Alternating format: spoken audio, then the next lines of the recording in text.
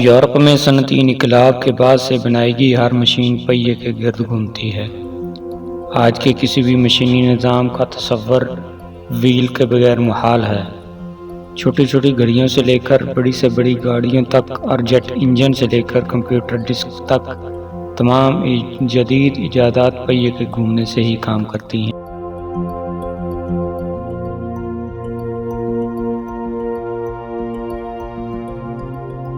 Mesopotamia کے آثار قدیمہ سے ملنے والی مٹی کی الواح پر بنی ہوئی اشکال سے پتہ چلا ہے کہ پہیے کی ایجاد کانسی کے زمانے یعنی 3500 قبل مسیح میں قدیم سومیری شہر ار میں کمہار کے چاک کے طور پر ہوئی تھی۔ پہیے کا ذرائع نقل و حمل میں اولین استعمال بھی سومیریوں ہی نے 3500 سے لے کر 3200 قبل مسیح کے درمیان میں اپنے رتھوں میں کیا تھا۔ یہ رتھیں یا گاڑیاں وہ اپنی افواج کی نقل و حمل کے لیے استعمال کرتے تھے۔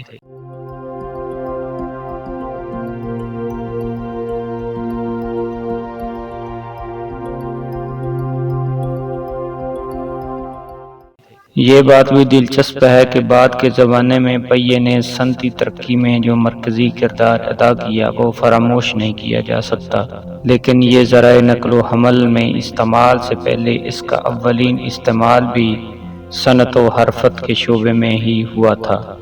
سومیریوں کی رتھوں میں پہیہ کی اولین قسم چوبی کرس کی شکل میں تھی۔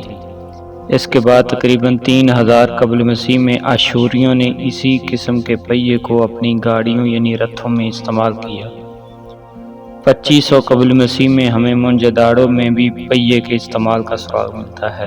2000 قبل مسیح میں قدیم مصریوں نے اپنے رتھوں میں پہیے کی ایک اور قسم دندانے دار یا آرے دار پہیے کو استعمال کیا۔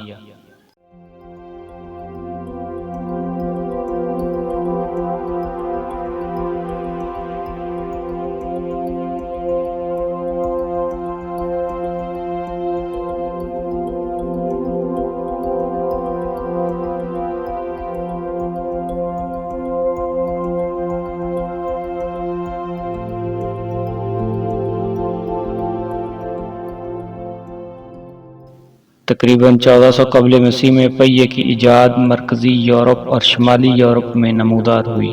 کہا جاتا ہے کہ یورپ میں پہیہ مشرق قریب میں ایجاد ہونے والے پہیے کے اثرات سے آزاد تھا۔